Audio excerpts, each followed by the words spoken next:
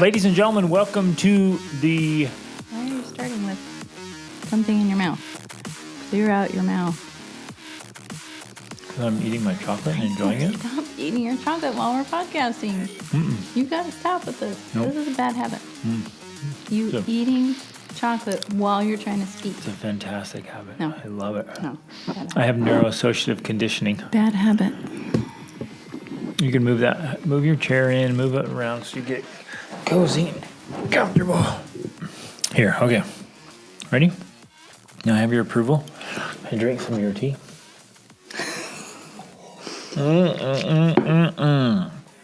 Ladies and gentlemen, welcome to the Extraordinary Family Life Podcast. We are your hosts, Greg and Rachel Denning. Today, Recording in Lagos, Portugal.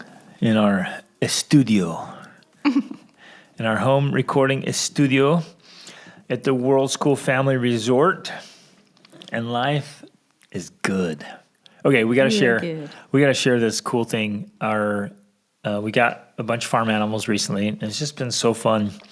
I love having animals, and of course, our little kids love having animals, And our big kids. And our big kids love having animals. And then one of our hens started setting, and she had some baby chicks yesterday, and they're so adorable. It's so fun. So, I've just been contemplating the miracle of life, man. It's just so amazing, and that like our berry plants produce berries and trees produce fruit, and I don't know. I've just been geeking out on the miracle of life and food and awesome things, and life is so good. And working out, getting up early and exercising with my kids in our gym, and then working in the sunshine. There are simple things that I think too few of us, too infrequently, we don't enjoy it enough. We don't pause to just really be at peace and enjoy the little things. We get so busy and so worried and caught up in all this stuff and things, and we miss out on simple pleasures that are grounding, and they fill you with gratitude, and then you just feel good. And why not feel good? If your options are to feel like crap or to feel good, why would you choose to feel like crap? I never got that. But some people just perpetually keep doing things that make them feel like crap. So I'm like, I don't know how to feel good, Greg. Gosh, you don't know what it's like to live my life. And I guess, maybe I learned this habit when things were hardest, when I was out on my own. No family, no friends, sometimes no place to stay, definitely not enough food. I still... Because it would either be just miserable suffering, or I had to find things to be grateful for. And so I found things to be grateful for. Well, you had plenty of miserable suffering. It's not like you were all happy. Yeah. Gratitude didn't remove the suffering. Right. But man, it sure helped to still practice gratitude. And it was a mental habit I developed and cultivated to stay grounded to simple things. So I'm an excitable guy. I get all fired up and happy about little things. Like we have this little cactus plant that has an awesome flower on it. And I'm like, that is so rad. So anyways, slow down enough to enjoy the little things. Okay. Stop and smell the roses. Today, and our roses smell amazing. They do, just saying, actually. I stop frequently to smell our roses because they're incredible. Today, we're going to continue from last time. We were trying to do 2 questions in one. There's no way that was going to happen because there's just so much good stuff to talk about. So many tools and tactics and tips to live an extraordinary life. But now we're going to the second question, which another kind of continuation about marriage. Well, we viewed them as being connected, although here we are doing separate podcasts about them, and that's fine. But ultimately, the idea behind them is improving. The vague, generic answer, of course, is improving your marriage to make it better. But the real answer is like feeling more intimate, feeling more connected, being able to tell being able to tell your spouse something like, hey, when you look at me like that, or say something like that, hurts me. It makes me feel a certain way. And is that okay? Or do I need to change? Or is it okay if I share that? The whole dynamics involved in these relationships, which ultimately, like, that's what makes or breaks a marriage. You know, I mean, there's all kinds of statistics about what couples fight over and what they get divorced about. But really, when it comes down to it, it's simply just a matter of inability to communicate. And I think that that's caused generally by a misunderstanding of the differences between men and women. A lot of people, not all people, admit that there are differences between men and women, but there are.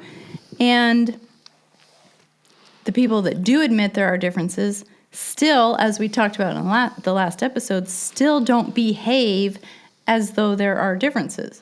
So when you and I get in a disagreement, if we forget to remember that we're different, and so if I'm not seeing it the way you're seeing it or vice versa, that's because of our underlying differences as men and women, then we tend to have this conversation that's a lot more confusing. Some of the words used was going around in circles.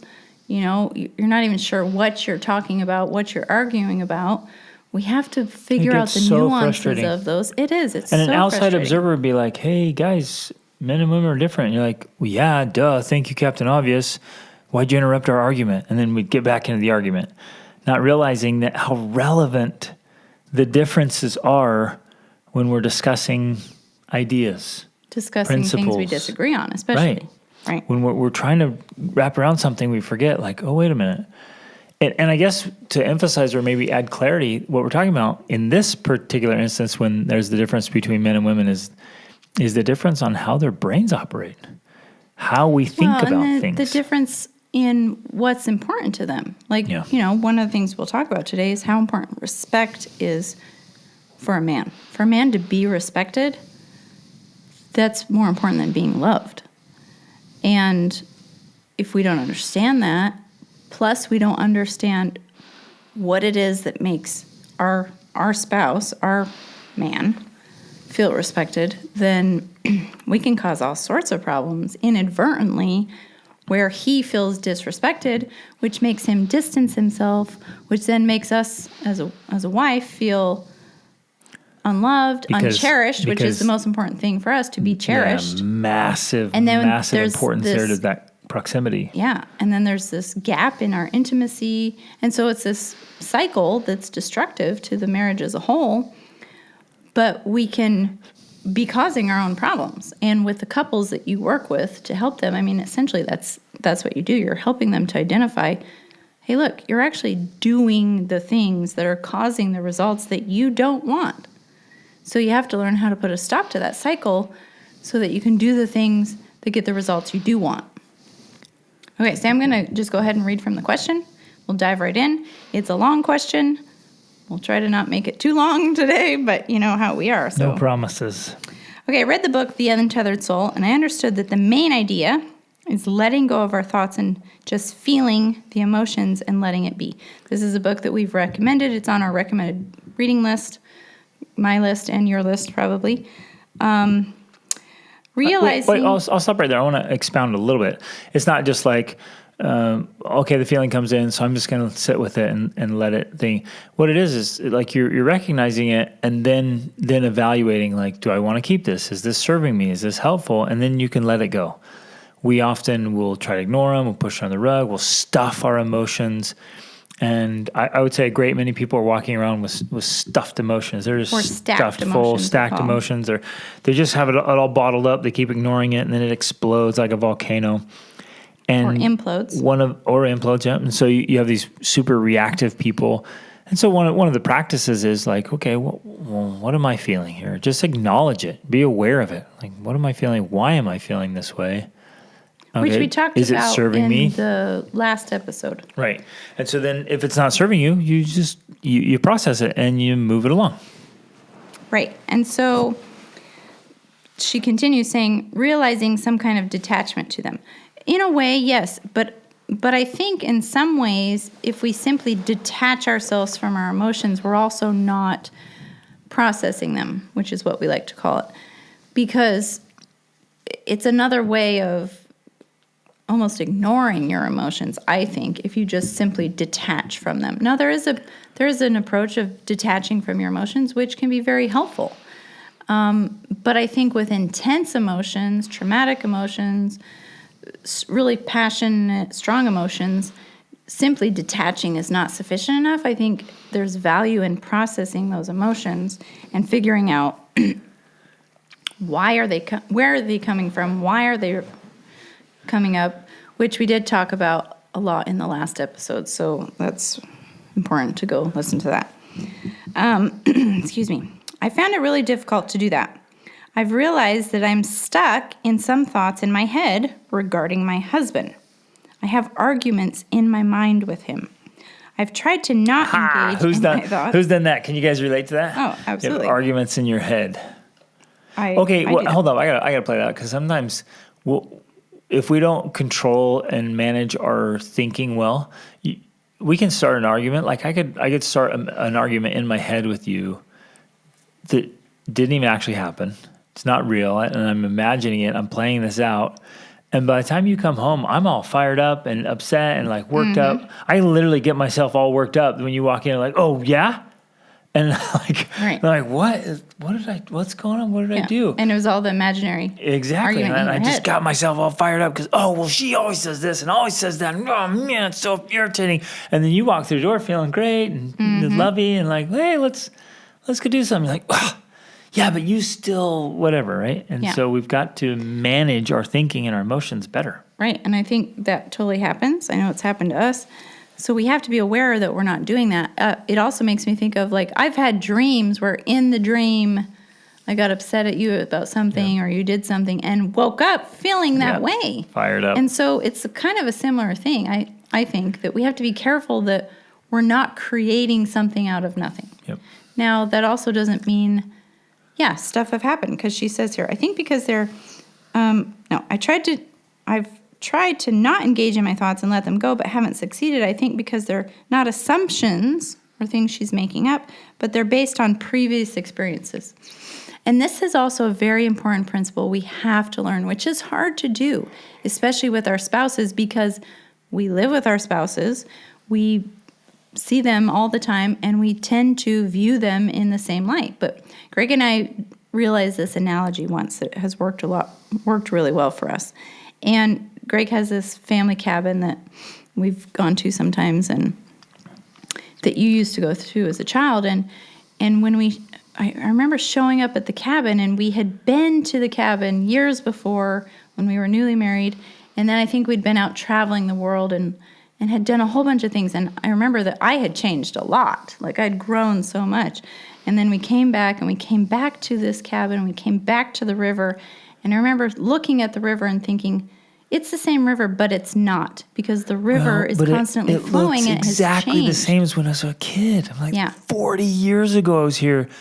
It looked exactly the same. Right. And so it's easy to walk up and be like, this is the exact same river. The same river. But the reality is, it's not the same because it's constantly changing. The water there is not the same water that has been there from 40 years ago. And it's the same with people. We can look at people and we can think, and I remember thinking that of obviously relating it to ourselves, like, your family or my family, they look at us and they're like, well, you're the same people. Yeah. Like, I've known you since you were a child. We know who you are and what you believe and what you say and what you do, and you're the same. But the truth is, nobody can be exactly the same. We're constantly, just like a river, changing. We're having different thoughts, different experiences. For some people, that's massive. They're experiencing lots of growth and lots of change. But even in people who we think are not changing, it's really not possible. Like, you're always changing in small ways. And so we have to remember that when we look at people or when we think about them, especially our spouses, that they're not the same people. They're a river that's changing. So we look at them and think they're the same. Hopefully your spouse is not a stagnant pool, a puddle. The Dead Sea. The stagnant puddle that's not going anywhere. Right. And sometimes people do get like that. Legitimately, they don't move much. Right. But let's try to give people the benefit of the doubt and not hold on to old things. If it happened in the past, like, learn to process it, let it go. Unless it keeps happening. If it is chronic and it's repeating, then it needs to be addressed. Right. And so the other side of this here is because she's saying she's having these arguments with her head in her head. My question is this because of recent events, recent things that are happening, or is it stuff that's just seriously been unprocessed? It hasn't been dealt with, and so it continues to resurface. And I found that that's true. As long as there's something that I haven't dealt with or we haven't dealt with together, yes, it continues to resurface. And it will literally get stuck in my head. It will get stuck in my emotions. And until I process it and deal with it, or we come to some sort of resolution about it, it doesn't go away. So I could not physically be doing the thing anymore, whether it was like putting the toilet seat down or taking out the garbage or whatever it is, right? So I stopped doing that. Verbally abusing me whatever. Oh yeah, maybe I said something. Maybe, and then maybe there were a few times I said some. I'm just making up this stuff hypothetically, you guys. I don't talk to Rachel like this, but hypothetically, if I had said something and said it again and said it a couple times, but then I realized, I'm stopped. I'm done with that. But like you're pointing out so well, if it never got processed, if it never got taken care of, I may not say it anymore, but you keep replaying it. Yeah, because it doesn't go away until it has been addressed and dealt with. And that's what we're referring to when we talk about stacked emotions and unprocessed emotions. You have to address and deal with these things, or they do just stay stuck. They stay within you. Okay. And I'll just throw this in here because I see it all the time, that stuck emotions often lead to being overweight and being obese. There's a connection to putting on extra weight and stuck emotions. Yeah, and they also are connected to disease in general. In fact, people use the phrase dis-ease because your body and your emotions are not at peace. And that, if we want to get kind of metaphysical here, that trapped energy, those trapped emotions can contribute to disease and even aches and pains and all sorts of issues. So, it's a real thing. Okay, so she continues here. I don't talk to anybody about this, but I hope by sharing it, you can help me let it go. I have small children. I'm trying to homeschool while needing to do everything else in the home. My husband works full-time and doesn't help much in the home.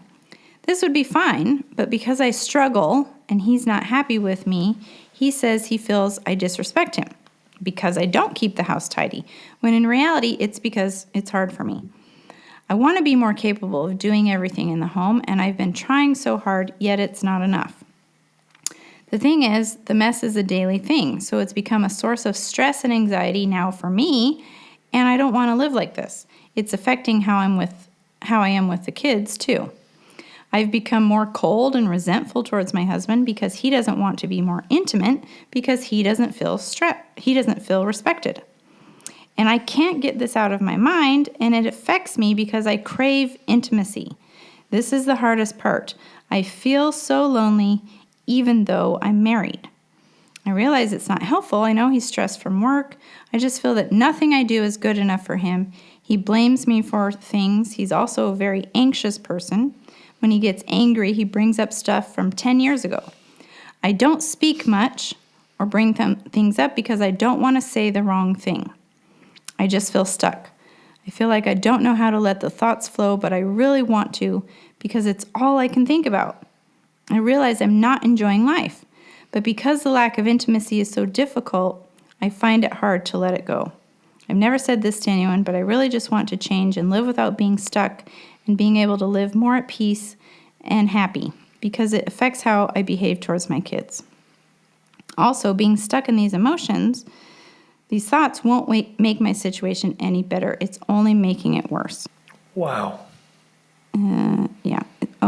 It's been something I've struggled with for years, and I've had enough. I know now that there is a way out, and I'm reaching out for help.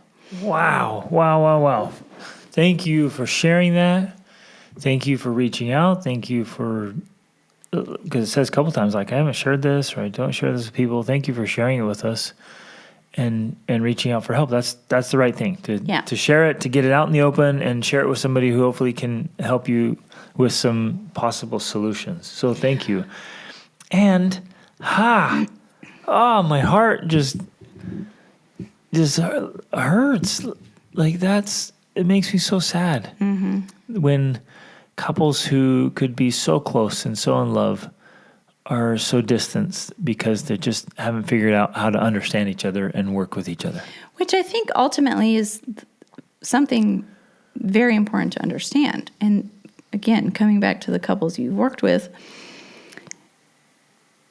that's really what it's about. It's not necessarily that there's a defect with you or with your spouse, or there's something like you made the wrong choice or it's a bad marriage. Yes, that happens sometimes, but for the majority of the cases, it's simply a lack of tools, a lack of knowledge, a lack of understanding. And once you give people the tools, then they're like, oh my gosh, our marriage this is what people literally say to you. Our marriage is the best it's ever been because you've given them the tools to be able to resolve these sorts of issues. And then they don't have to be married and lonely. They can have that intimacy they crave. They can feel happy and joyful. So it's totally possible. And I think that's also great. She's saying, okay, I know it's possible. That's why I'm reaching out. Like, how? How do we do this? The other thing I want to say, too, is I totally relate to this. I feel that this is, at least from a woman's perspective, this is a very normal thing to have these sorts of emotions, to feel stuck, to feel almost obsessed about it. I know if there's anything off in our relationship ever, I absolutely obsess about it. Like, I cannot think of anything else or do anything else. I can't interact with the children as well. I can't focus on my business. I can't focus on any other projects. For me, fixing that rift in our relationship becomes the most important thing. Now, we're able to do that because we've gained the skills, but I know for those of you who don't, I understand how it can be completely all-consuming and like obsessive, and using the word stuck makes total sense to me. That you get stuck essentially in those emotions, and it's difficult to move forward. And so it is important to address this.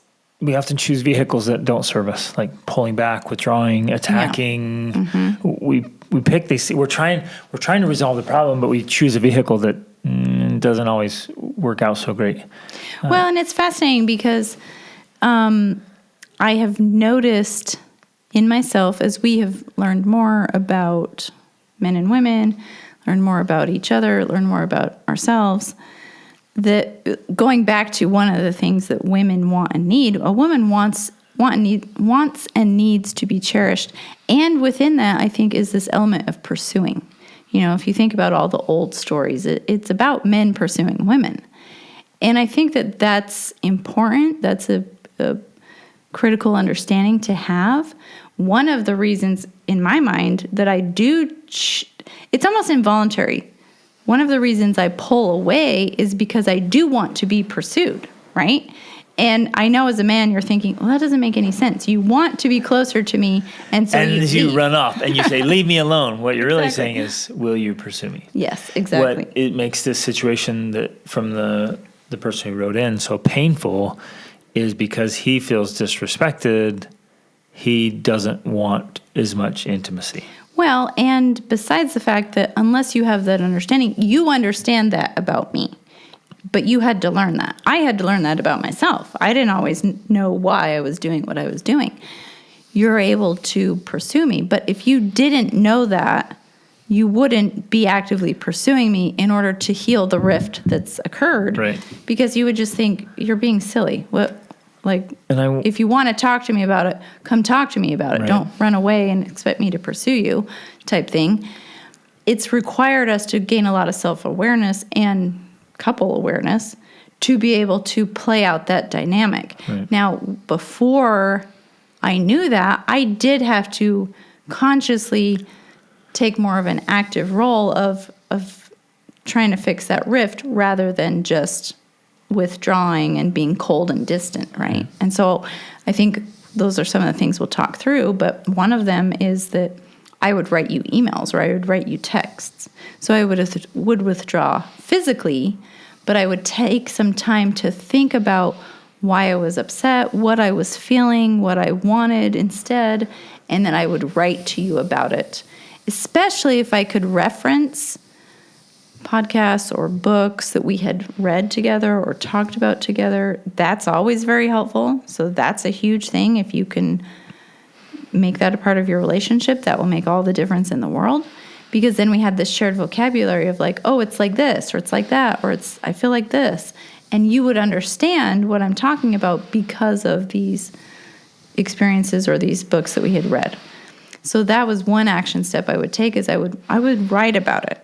And I would write about it for my own benefit as well. And then I would send you an edited version of what I thought was important for you to understand. Right, because we have to go through this processing to know what it is we're thinking and feeling and why. Yeah. So, I mean, and this is one reason why it's even important and healthy for people to send us questions, because they're actually going through this process of writing about what it is that they're dealing with. Exactly. That right there is huge. It's massive. Write us an email. That helps. Process is helpful. And it would be so helpful for this gentleman to write down, if he could articulate well, why he somehow feels disrespected if the house isn't clean. That would be fascinating. That doesn't make a whole lot of sense. But my guess is it came from somewhere in his childhood, maybe in his home. Maybe his dad. He was at home and his mom was like, I just respect your dad. He's worked so hard. I'm going to clean the house. I'm going to clean the house. I'm going to clean. And so maybe he picked that up there, or his dad demanded, or he picked it up somewhere. Somewhere he has this rule, and it may not even have been communicated very well. It may not be very realistic. He just says, if you respect me, the house will be clean. Well, in my mind, that doesn't always work out so well, because mama's dealing with little mess makers a lot. And as much as she tries to clean up, they make another mess. And so she could wear herself out and drive herself crazy in this fear of disrespecting you when you have these little mess makers. I'm like, dude, why don't you stay home, bro? You stay home a couple days with them, spend a week with the kids at home, and keep that house clean to respect yourself. And see how much that self-respect holds up. Again, we have to look at our definitions. Like, and why did you choose that one? Like, if you respect me, you'll have the house clean. That's so random, so arbitrary. It doesn't make sense to me. There's a history there, I'm sure. Yeah. And so this might be a part of the conversation. And from what she said, she doesn't feel comfortable saying these things in person because she's worried about saying the wrong thing or saying it the wrong way. I gotta dig in there. As soon as when you read that, I was like, ooh, there's something there. Why would she be afraid to say things the wrong way? My guess is he gets reactive.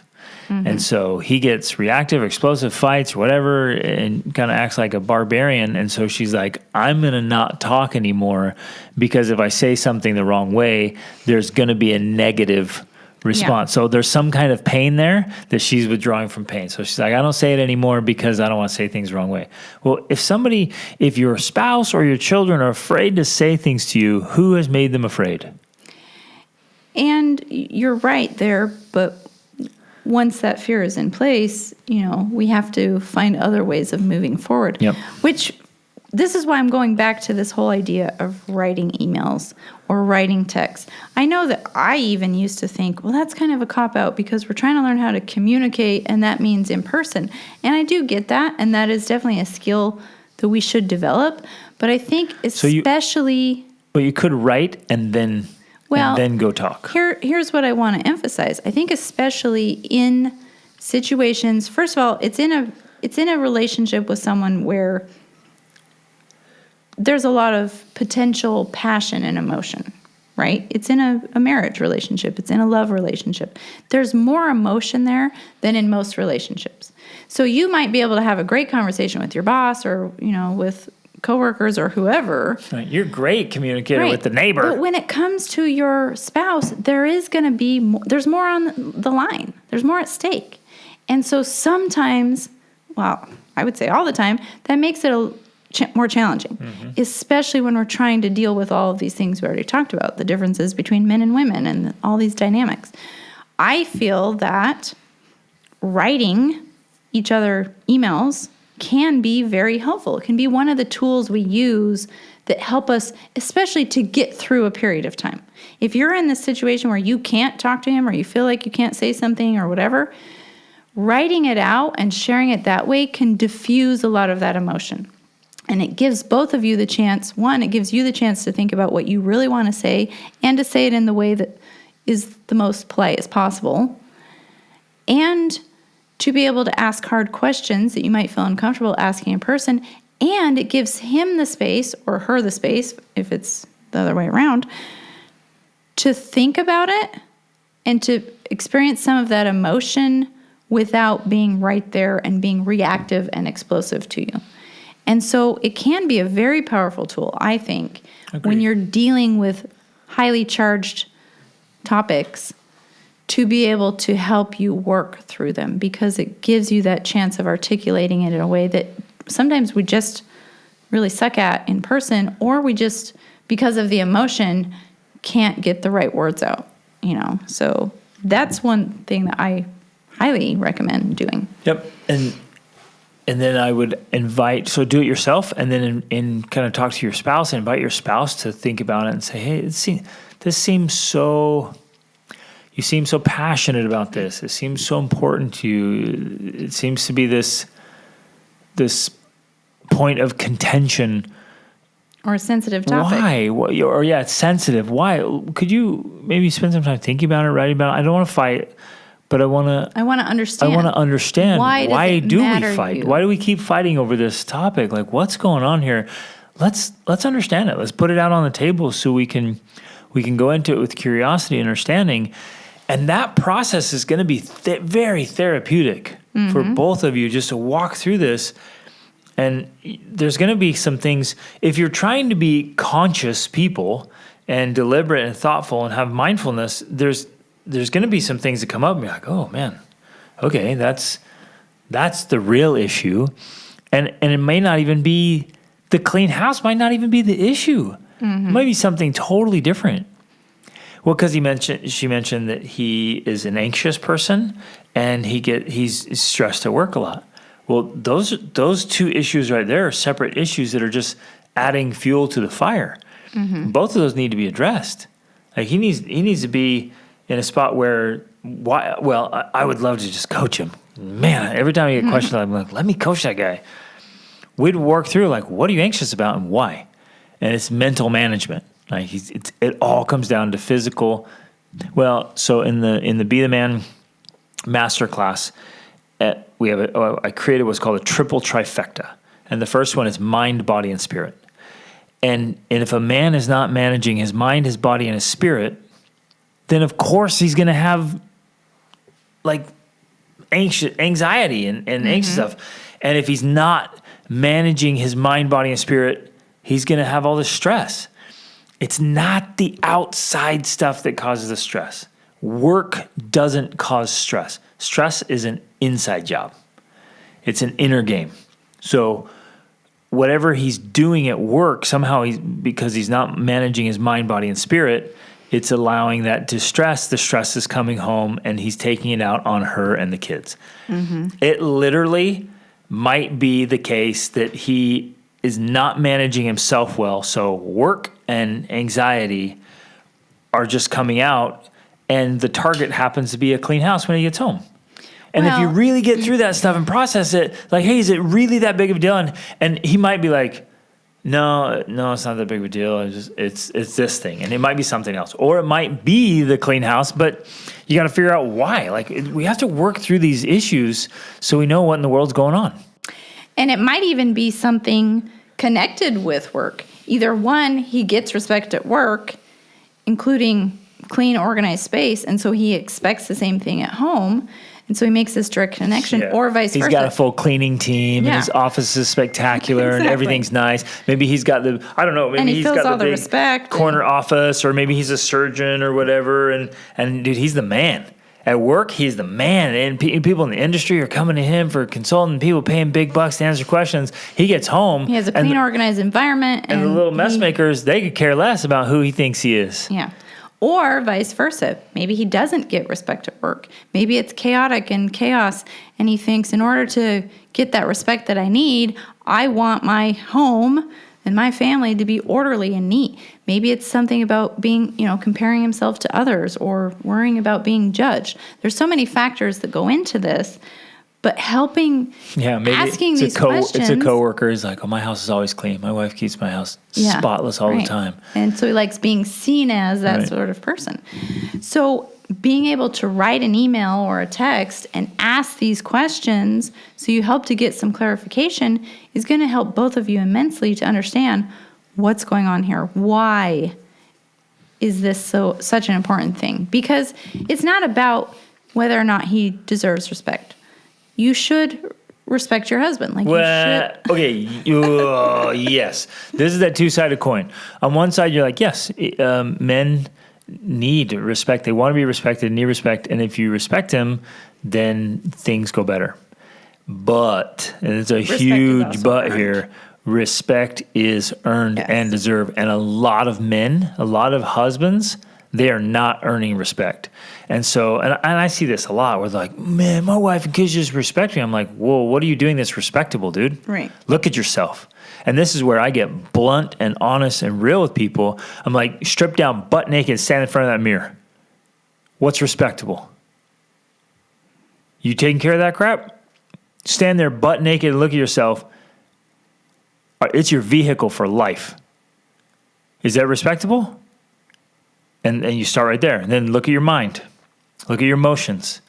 Are you mentally fit? Are you spiritually fit? Are you emotionally fit? Like a man?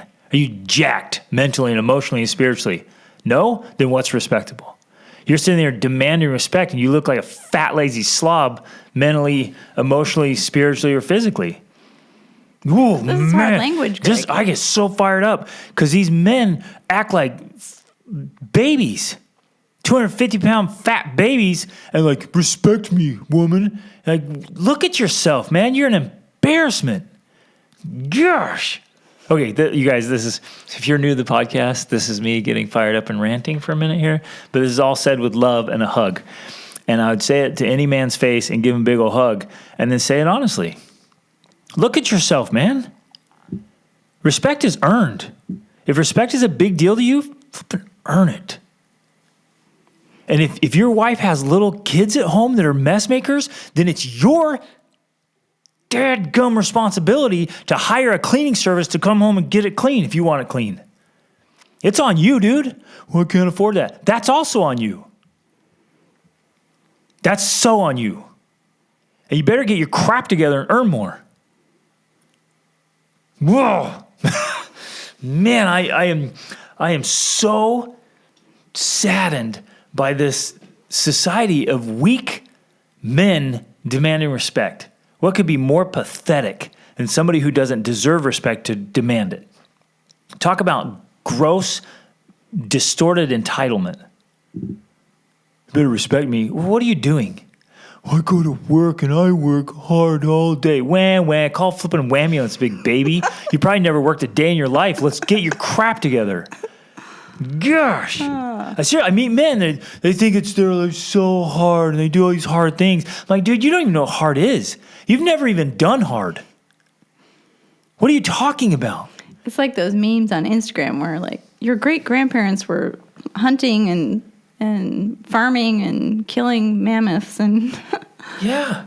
Here we have to go to a cushy office and I air had to conditioning. sit in my corner office all day and talk on the phone meetings and wham. Like, come on. And if we'll seriously level up as men, then it changes everything because you're like, oh yeah, that's not hard. That's not hard at all. And so what it does is it stops you from playing the baby and playing the victim and coming home like and just flopping down. I heard a sad thing about a gentleman I know yesterday. He's working long days, and so what does he do? He goes home, plops down by himself, and plays video games. This is a grown man with a family and children. And his little coping mechanism is he sits down by himself to play video games because he's tired. Give me a break. That is so pathetic. There's nothing manly about it. It's a little boy. It's a little boy escaping his little sad, hard day. Like that's ridiculous. So nobody's going to respect that guy? How can his wife and kids respect him when he comes home, plops down, and plays video games like a little boy? Men are acting like boys and then wanting respect. Give me a break. Be a man. And she can't help but respect you. Amen. It's true. But thank you for your rant. Going back to the other side of the equation, because we have to always focus on what we can do.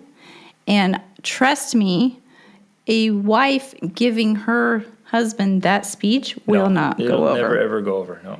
You can let Greg give them that speech. If the wife gives that speech, it will only cause more problems.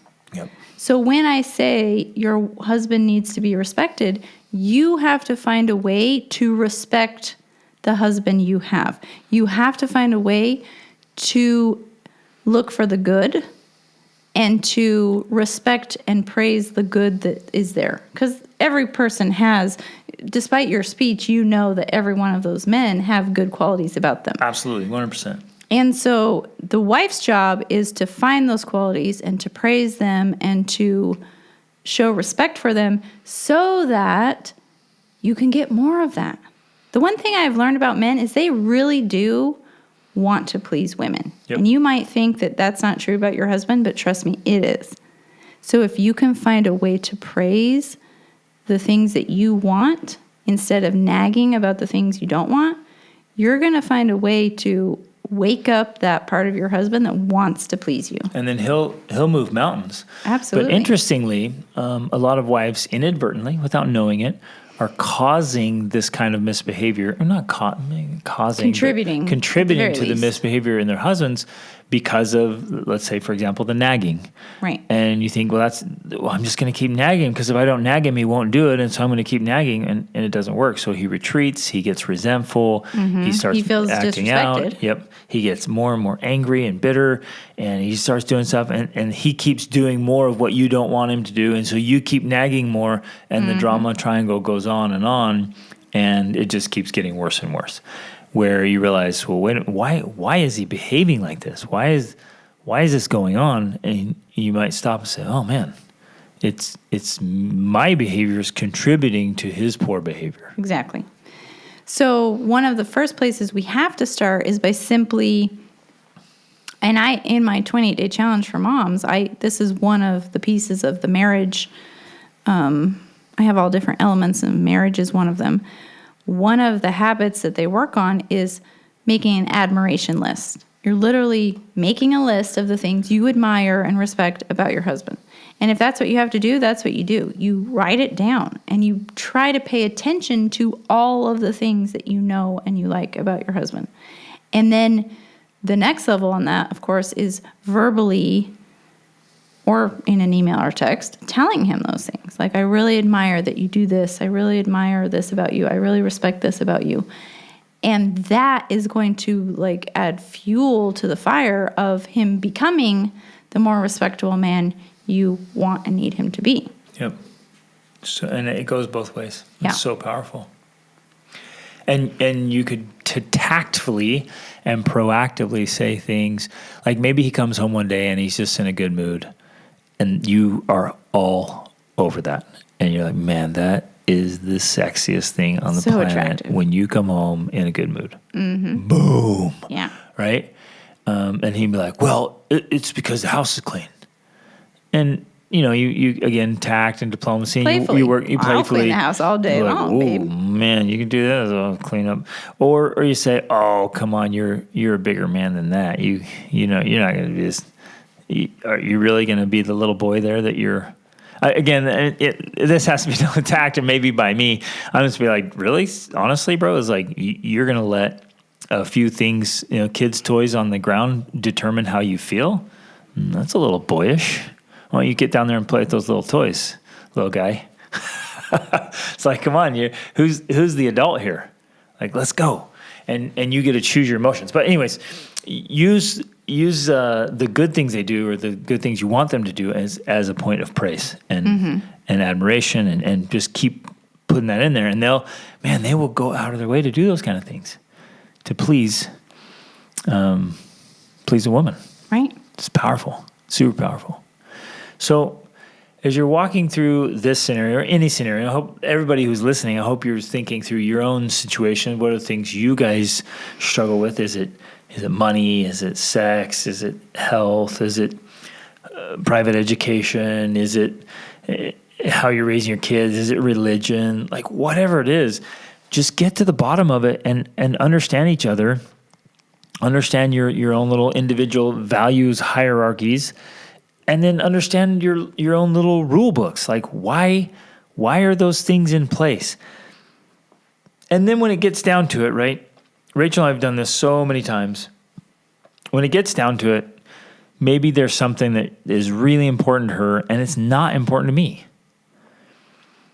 And it doesn't make sense to me. So now I understand. I understand that for her, it's extremely important. And I sit there and evaluate myself and I'm still like, yeah, for me, it's just not important. So now we understand each other. So we've gotten it clear. I understand why it's important to her, and I also understand why it's not important to me. So we've done the work to get to the understanding, and there's still a discrepancy. So what do we do at that point? Well, I'm going to be a man and do it because it's important to you. And I think that when we have that understanding, I'm not going to be some demanding witch that says, well, you have to do it all the time.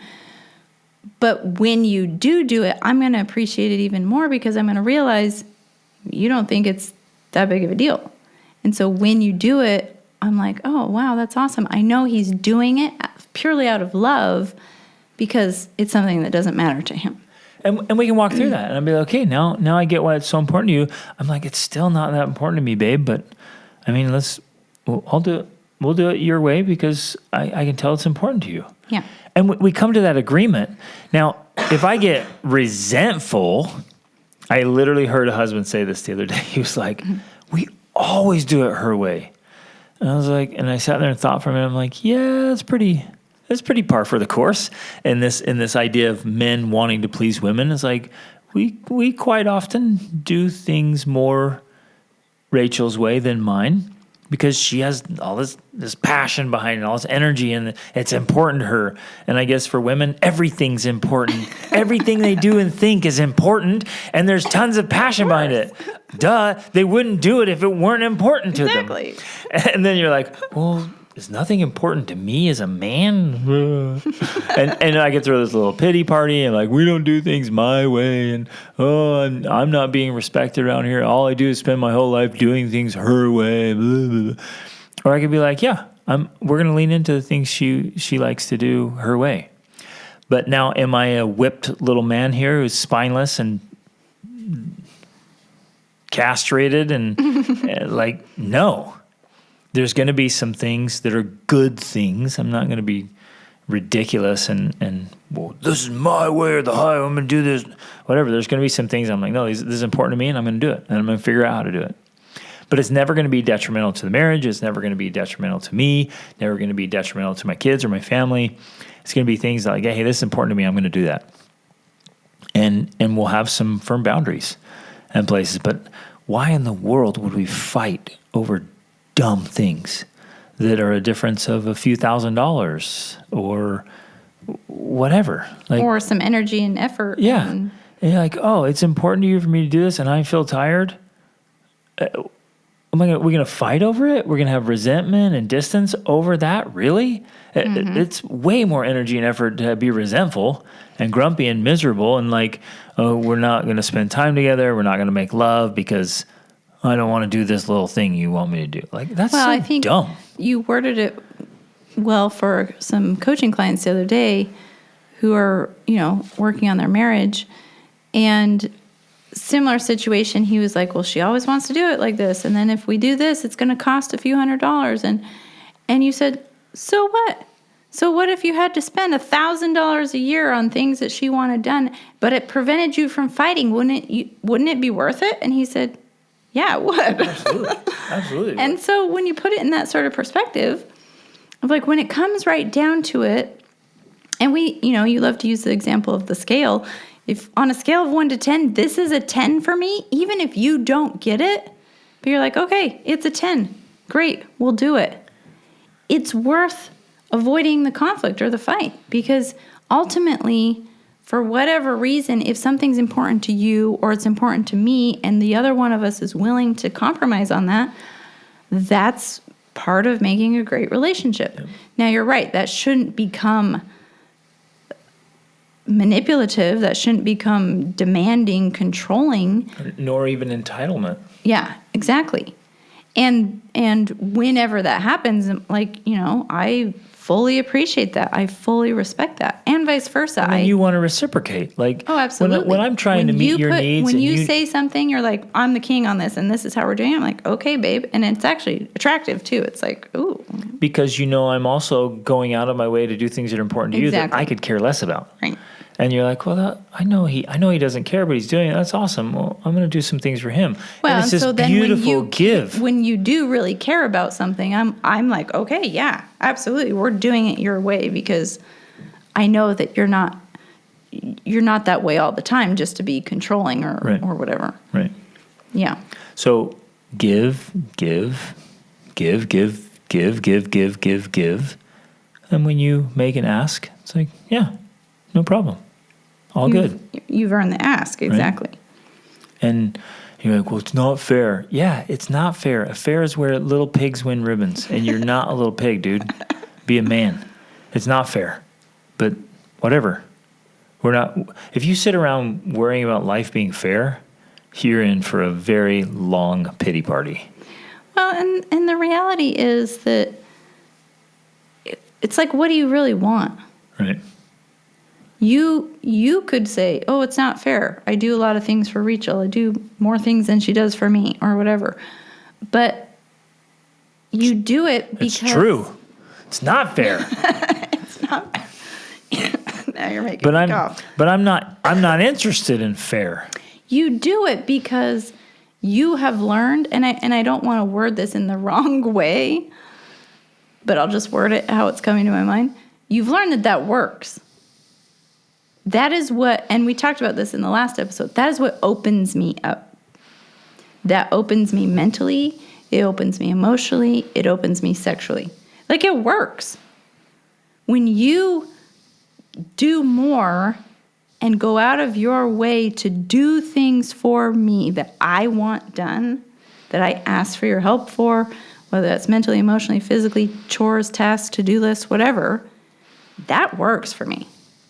And that opens me up. Now, I can see how for some men, they might do all of that and it doesn't work because their wife has some weird idea about sex, or some, she, like I was there. People know my story, where I thought, well, if we never have sex, I'll be fine. But you can still keep doing all those things for me. That doesn't work. So if you're trying to be that woman where you want that husband who's doing that, who's going out of his way to do all the things, and then you wonder why he's not happy because you're not fulfilling your part of the duty, your duties. And again, I don't want this to be worded in the wrong way. This isn't like prostitution here, like, hey, you do the work for me and I'll pay you with sex. But that is how the relationship works, and it works in a healthy and beautiful way. And I think when you don't understand that, it just seems weird, or it seems wrong, or there's something off there.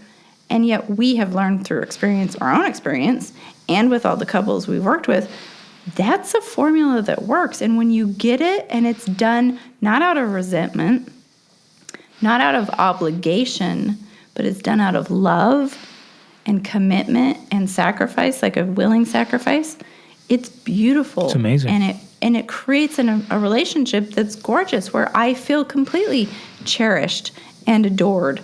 And I know you would do anything for me. And as a result, I found you more attractive and more respectable and more desirable. And I want to be open to you.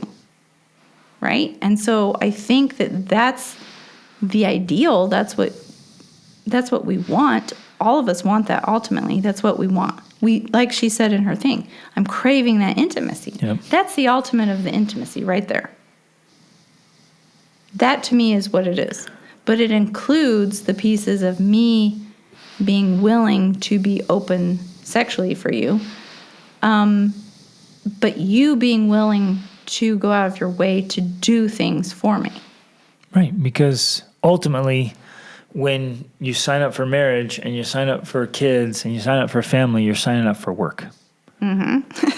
That's true. You are. So put in the work. Yeah.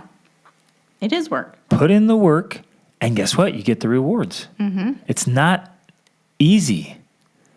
Like marriage, well, okay, maybe I don't know if those words are kind of too limited to say easy or difficult. It's demanding. Marriage is demanding. There's work to be done. Mm-hmm. And if you do the work, it works. Yeah. Right? But that also requires what we were talking about earlier, doing all the inner work, all the processing to make sure that the values and the desires and the needs are in a good, healthy state. They're not weird. They're not twisted or distorted or manipulative or neurotic, like just way off. Like you get to the spot where you're like, okay, it's a good, healthy value and need. I'm happy to meet that. Yeah. All day long. Mm-hmm. But if it's some strange thing, or it doesn't make any sense. Like, what is the point? And again, we touched on this in the last episode that we did, because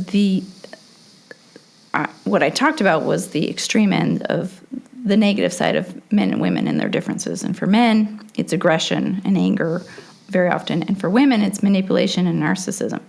And so there is a danger there. Everything we've said is true and beautiful when it's in a healthy balance, because you're right. If as a narcissist, I become very manipulative and I require you to do all of those things for me, well, you're twisting that beautiful relationship. Nothing. Especially if there's no reciprocation, right? You're twisting that beautiful relationship. So everything we've talked about, and as weird as it might sound, absolutely has an ugly side. It absolutely has a dangerous side. And so we have to be careful that that's not where we go, but that we're acting from the heart in a beautiful way that's in line with who we're trying to become, our best self, and with the relationship that we want to create. And it is possible, but you're right, it's demanding and it is a lot of work. And so worth it. But it is very much worth it. So worth it. Like, definitely worth it. An extraordinary marriage is worth whatever it costs. And you can get there and you can get results so much faster than you think. When the couples I get to work with, like within a few weeks, they're like, oh, we didn't even think this was possible, let alone this quick.